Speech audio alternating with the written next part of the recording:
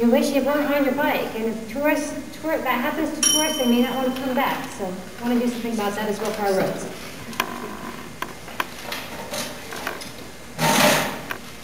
South Lake Tahoe needs to decide if it's willing to be as bold as those who pursue their recreational passions here. We are a destination in the minds of those who come and join us, that are here for their motorcycling, for their biking, for their skiing, for their water adventures. They're bold and they have passion, and we need to meet it. And how do we meet it? As a city, we meet it by investing in infrastructure, by doing more partnering, by working with our good corporate citizen, Heavenly. We also, and the way we do that, we improve their access, not just into the infrastructures there, to even get into our city, to get around our city and to the recreational areas. We do it by creating additional ease of access, by creating more opportunities to come there, by event-driven activities, and by improving family recreation. That in particular is something the city can do and take a lead on in creating more of those events. We too are, like Heavenly, a prime provider through our golf course, through the disc golf course, through parks and recreation. We need to move forward and be bold.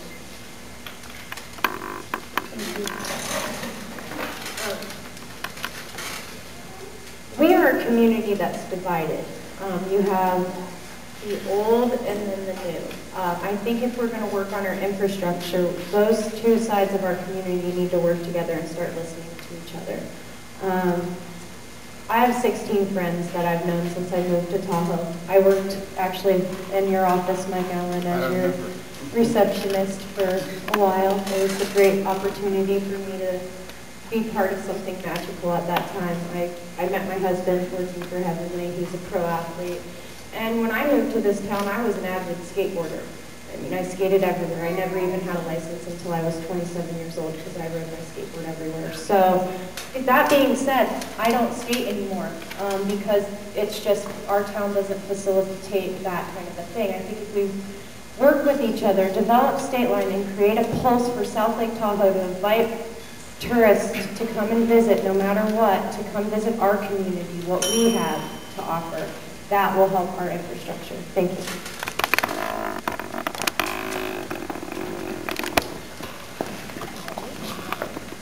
Colonel Chaplin. In 2006, the LTVA conducted a study that revealed that there was $2 billion in economic impact through tourism. So I'm assuming that you agree that that benefits the city of South Lake Tahoe. The question is, how do you view the city's role in supporting tourism, and how does the city facilitate the creation of a sustainable tourism platform?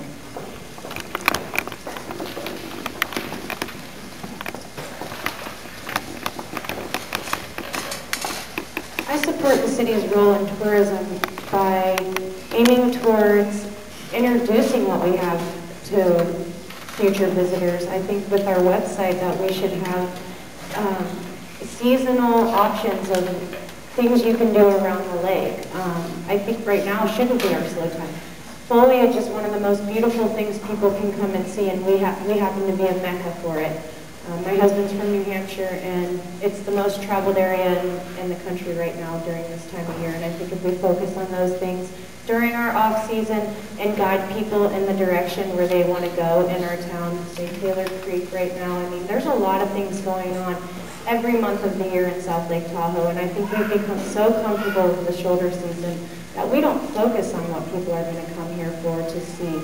And I think that as a council member, that's what I would do, and I would aim people into the beauty that keeps me here month after month.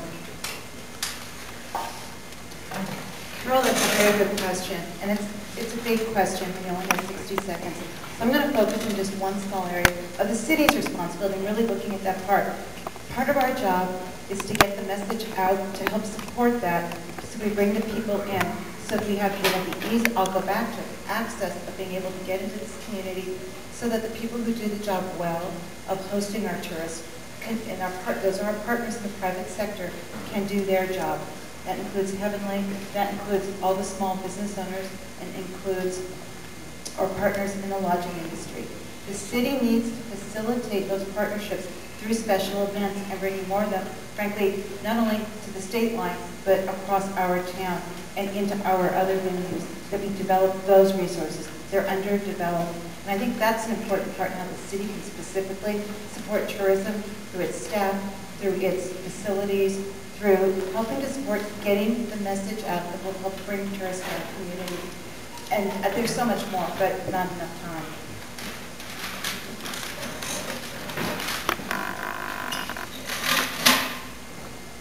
The word sustainability indicates that you have a plan for the future of how to maintain something, not just today, but tomorrow and the day after.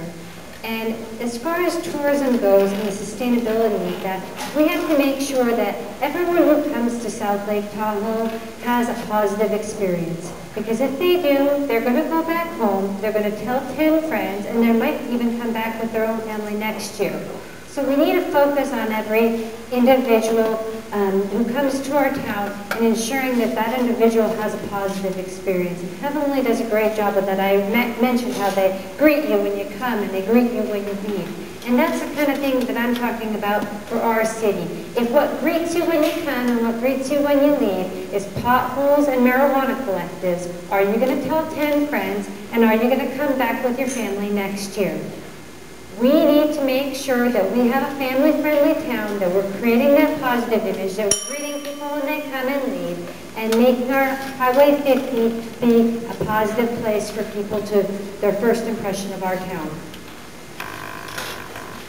First of all, huge kudos to the LTVA for getting the Amgen tour here. That was an enormous. And that's the kind of leadership that we are seeing evolve in our area. What's the city's role? First and foremost, let's clean up our own backyard. Secondarily, let's plan and be part of the planning process. There is a prosperity plan out there. There is a TRPA regional plan out there. There is a general plan in here. All of this is stuff that we need to address, and we need to address now, and we need to be leaders in creating a prosperous, sustainable future. We've got the environmental part, while not wired, at least it's on the radar. Now we need to see how to build the economic part, and that includes being partners with people, with groups like the LTVA, and making it work for us. I support the LTVA, and I wish that the city could support it as well as they did in the past. Economic times hit just as hard, and I know the funding has stopped from the city. I believe we do need to work in cooperation, and I think that the best example is what the Chamber of Commerce did, was they presented the city a plan to do the Prosperity Project. They told the city how it was going to be done, what the outcome was going to be. They gave the city all the information, and the city contributed what it felt it could afford. I would support definitely doing that same kind of procedure with the LTVA. I think they're instrumental in our town. I too want to thank LTVA. I sat on the board for many years as a city's representative years ago, also chairman of LTVA, and I was there when we started the Celebrity Golf, which is now a wonderful event seen around the world and grown into a great event. What I've seen happening now with LTVA, and I think it's really been great, is more special events, and I applaud Carol. As you know, we're going to have the big bike race starting here next year. That's huge. That's worldwide. I want to see a special event here every weekend, starting May 1st to the end of this month, big or small. Hot August nights with another home run. I have a couple classic cars, so I didn't have to go to Reno. And I loved it. So I want to see the city at least take a look at that, and maybe LTVA or a promoter comes to the city, and if we can connect the dots to increase TOT or increase sales tax, then I think we need to take a hard look at it, at least get it started. But special events in Reno every weekend. I went down to Virginia City every weekend. They even have outhouse races. Hey, we got a lot of that stuff up here. So I think there's some great opportunities for us to look at special events, and that gives people a reason to come here all the time. Thank you. Steve Covey again. Gosh, let's all just hold hands and sing Kumbaya. I just feel so warm and fuzzy hearing all this nonsense. I'm sorry, but this sounds like shuffling chairs on the Titanic. What we really need to do is get jobs, get people employed. We can do that by confronting the TRP and forcing them to do their real responsibilities and not ordering us around like slaves. All these plans I hear about, it's not going to change anyone's life today, tomorrow, or several weeks from now, because we're broke. We have a $3 million hole in our budget. I'd love to promise the people here that they'll get funding from the city. I have no idea where it's going to come from. I do know that our cities are a disaster, and you can't have a first-class resort with third world roads. So I'm alarmed by what I'm hearing here because there's no money to back up any of what is being said. Thank you. First of all, we need to learn to play well together.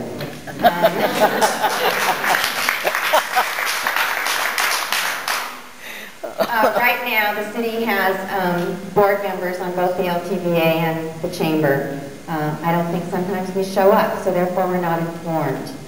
If elected and I'm on one of those committees, I will show up and I will inform the rest of the council of what is going on with LTVA and what is going on with the chamber. You know, with that said, I would like to work with Heavenly on world-class ski events and snowboard events in the winter and in the summer, world-class bike events. With LTVA, we need to work with them on special events. As you know, Carol just brought the Amjom tour here, which is fabulous. We have Sunday. The rest of the tour is during the week. How lucky were we to have the first phase? We as a city can contribute to that by providing police and fire. That can be our contribution to LTVA. With other special events, we need to evaluate that as a council and as a city and support them in bringing special events to our city to improve our economy. The LTVA, Chamber of Commerce, Heavenly, these are all major assets for our community or city. And it's just like Tom said, every weekend there should be a major event in this town throughout the year. Because it just, you'd be amazed, a lot of people don't even know about some of the events that are up there. Like last weekend they had the Kokanee run, that brought up close to 300 people, and a lot of them working out of town. And the other events, like when you have these softball tournaments throughout the summer, it brings a lot of people to town. Soccer tournaments. So if the LTVA would work, if we can update our websites, with the web, it's amazing the amount of information you can get out to people at such a low cost. So yeah, like Tom said, every weekend there should be major events going on in this town, and it's possible. Thank you.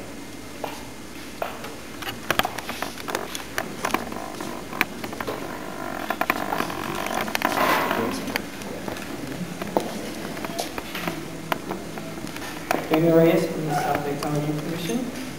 A teacher of mine once told me that our community doesn't pay enough attention to our education. And although we have a new campus at the high school, teachers and students are still forced to pay for basics such as ink and paper. So my question is, what would you do to allocate more funding to our schools? Oh, sorry. Got me up to speed. Kids have to pay for ink and paper. What would you do to allocate more funding to education? Try and say this real quick. Probably a month or so ago, I did go to the local school board meeting, and I had put in my few cents, which I probably put in the but I have a major issue with the way the union runs things. When you got new teachers starting out at $34,500 a year, how do you expect them to fulfill what? Then you have the teachers that have been there 18, 20 years, making over $80,000 a year plus benefits, and with their tenure, they don't even have to show up to school numerous days out of the year. So what good is a teacher that's not even in the classroom?